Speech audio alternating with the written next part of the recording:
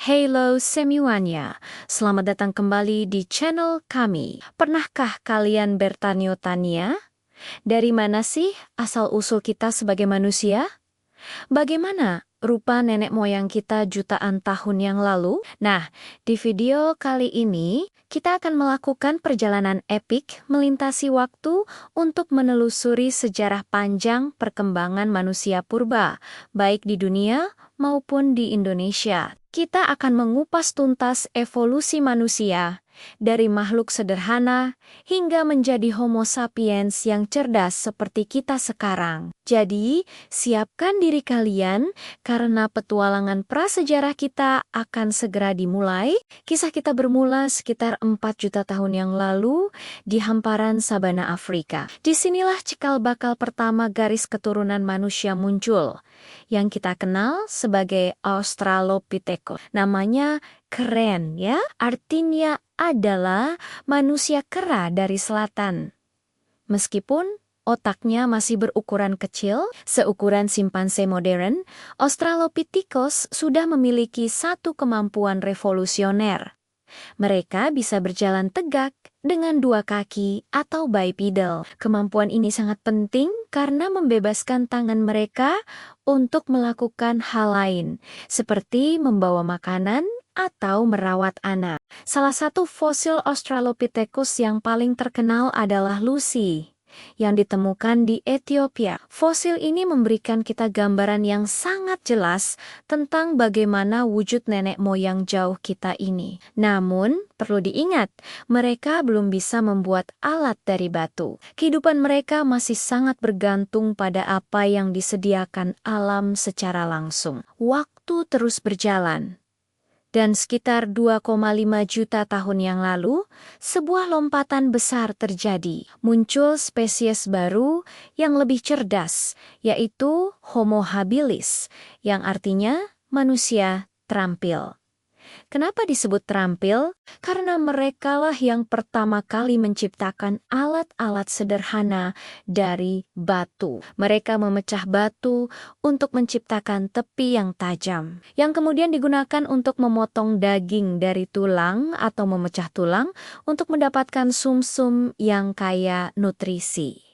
Ini adalah inovasi teknologi pertama dalam sejarah manusia. Kemampuan membuat alat ini menunjukkan perkembangan otak yang signifikan. Volume otak Homo habilis lebih besar daripada Australopithecus, memungkinkan mereka untuk berpikir lebih kompleks dan merencanakan sesuatu. Mereka tidak hanya mengandalkan kekuatan fisik, tapi juga kecerdasan untuk bertahan hidup. Setelah Homo habilis, panggung evolusi selanjutnya diisi oleh sosok yang lebih gagah dan tangguh, yaitu Homo erectus, atau manusia yang berjalan tegak. Spesies ini muncul sekitar 1,9 juta tahun lalu dan menjadi penjelajah sejati. Mereka adalah hominin pertama yang menyebar keluar dari Afrika, menjelajahi Asia dan Eropa. Fosil mereka ditemukan di banyak tempat, dari Georgia hingga Tiongkok, dan tentu saja Indonesia. Homo erectus memiliki tubuh yang lebih tinggi dan otak yang lebih besar lagi. Tapi penemuan terbesar mereka yang mengubah segalanya adalah penguasaan api. Dengan api, mereka bisa memasak makanan, membuat daging lebih mudah dicerna, dan membunuh bakteri berbahaya. Api juga memberikan kehangatan di malam hari, menjadi senjata untuk menakuti predator, dan menjadi pusat kehidupan sosial di mana mereka berkumpul. Penguasaan api adalah titik balik yang mendorong evolusi manusia ke tingkat selanjutnya. Selanjutnya, kita bergeser ke Eropa dan Asia Barat, di mana kita bertemu dengan kerabat dekat kita yang paling terkenal, Homo neanderthalensis atau Neanderthal.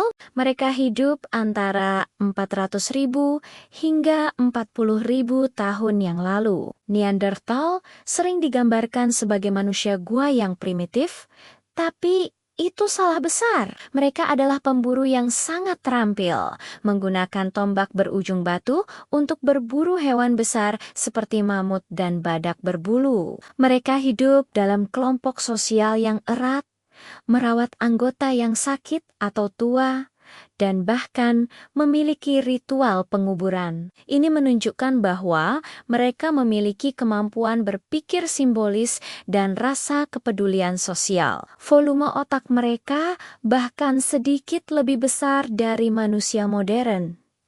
Meskipun pada akhirnya mereka punah, kontribusi genetik mereka masih bisa kita temukan pada sebagian populasi manusia modern di luar Afrika saat ini. Dan akhirnya, panggung utama menjadi milik spesies kita sendiri, Homo sapiens, yang berarti manusia bijaksana. Muncul di Afrika sekitar 300.000 tahun yang lalu. Homo sapiens memiliki keunggulan yang tidak dimiliki spesies lain, otak yang sangat kompleks, terutama pada bagian korteks prefrontal. Ini memberi kita kemampuan untuk berpikir abstrak, berbahasa secara kompleks, berinovasi tanpa henti, dan menciptakan seni serta budaya. Dengan kemampuan ini, Homo sapiens menyebar ke seluruh penjuru dunia, beradaptasi dengan berbagai lingkungan, dari gurun pasir hingga kutub es. Kita menciptakan pertanian, membangun kota, menulis buku, hingga menjelajahi luar angkasa. Kita adalah puncak dari perjalanan evolusi jutaan tahun,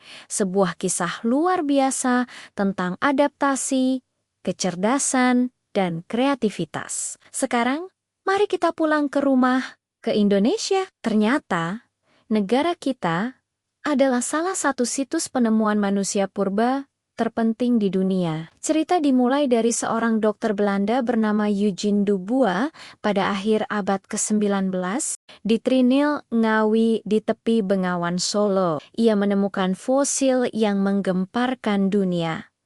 Sebuah atap tengkorak, tulang paha, dan beberapa gigi. Fosil ini ia namai Pithecanthropus erectus atau manusia kera yang berjalan tegak. Penemuan ini yang kemudian lebih dikenal sebagai Java Man menjadi bukti kuat bahwa manusia purba juga pernah hidup di Asia. Bukan hanya di Afrika atau Eropa, Pithecanthropus erectus ini sekarang diklasifikasikan sebagai bagian dari spesies Homo erectus. Tapi ternyata Java Man bukan satu-satunya penghuni purba di tanah Jawa. Sebelumnya, ada makhluk yang lebih besar dan lebih kekar, yaitu Meganthropus paleojavanicus, yang berarti manusia raksasa dari Jawa kuno. Fosil rahang bawahnya yang masif ditemukan oleh seorang peneliti bernama von Koenigswald di Sangiran pada tahun ke-1941 dari ukuran rahang dan giginya. Para ahli menyimpulkan bahwa Meganthropus memiliki tubuh yang sangat besar dan kuat. Mungkin hidup sekitar 2 hingga 1 juta tahun yang lalu. Mereka diperkirakan memakan tumbuhan keras yang membutuhkan otot rahang yang kuat untuk mengunyahnya. Keberadaan mereka menunjukkan betapa beragamnya kehidupan hominin di Jawa pada masa lampau. Selain Pithecanthropus dan Meganthropus, Lembah Bengawan Solo juga menyimpan jejak manusia purba lainnya, yaitu Homo soloensis. Fosil-fosil mereka ditemukan di daerah Ngandong. Manusia Solo ini dianggap sebagai varian yang lebih maju dari Homo erectus di Jawa. Mereka hidup lebih belakangan dan menunjukkan kemampuan membuat alat-alat dari tulang dan tanduk rusa yang lebih canggih dibandingkan alat batu sederhana. Ini menandakan adanya perkembangan budaya dan teknologi di antara populasi manusia purba di Jawa seiring berjalannya waktu. Dan terakhir, ada sebuah penemuan yang benar-benar unik dan mengejutkan dari Pulau Flores. Pada tahun 2003, para peneliti menemukan kerangka manusia dengan postur yang sangat kecil di Gua Liangbua. Spesies ini dinamai Homo floresiensis dan dijuluki The Hobbit karena tingginya yang hanya sekitar 1 meter. Awalnya, Banyak yang mengira ini adalah individu Homo sapiens yang kerdil karena penyakit. Namun, penelitian lebih lanjut menunjukkan bahwa mereka adalah spesies yang berbeda, yang mungkin merupakan keturunan Homo erectus yang mengalami proses pengerdilan pulau atau insular dwarfism. Mereka hidup hingga sekitar 50.000 tahun yang lalu, yang berarti mereka mungkin pernah hidup berdampingan dengan Homo sapiens pertama yang tiba di wilayah tersebut. Penemuan ini benar-benar mengubah pemahaman kita tentang betapa rumit dan beragamnya pohon keluarga manusia. Jadi, dari Australopithecus yang pertama kali berdiri tegak di Afrika, Homo erectus yang menguasai api dan menjelajahi dunia Neanderthal yang cerdas, hingga berbagai manusia purba unik di Indonesia, seperti Meganthropus, Pithecanthropus, dan si Hobbit dari Flores. Kita bisa melihat bahwa perjalanan evolusi manusia adalah sebuah kisah yang luar biasa. Ini bukan garis lurus yang sederhana, melainkan sebuah pohon rimbun dengan banyak cabang, di mana beberapa cabang terus tumbuh sementara yang lain layu dan punah. Kita, Homo sapiens, adalah satu-satunya cabang yang tersisa dari pohon keluarga besar ini. Kisah mereka adalah bagian dari kisah kita. Sebuah warisan jutaan tahun yang membentuk siapa kita hari ini. Mempelajari mereka adalah cara kita untuk memahami akar terdalam dari kemanusiaan kita sendiri. Terima kasih banyak sudah menonton video ini sampai akhir. Semoga informasi tadi bermanfaat dan bisa menambah wawasan kalian tentang asal-usul kita semua. Jika kalian suka dengan konten seperti ini, jangan lupa untuk menekan tombol like. Tinggalkan komentar di bawah tentang bagian mana yang paling menarik menurut kalian. Dan yang terpenting, subscribe channel ini agar tidak ketinggalan video-video edukasi seru lainnya. Sampai jumpa di video berikutnya. Tetap semangat belajar!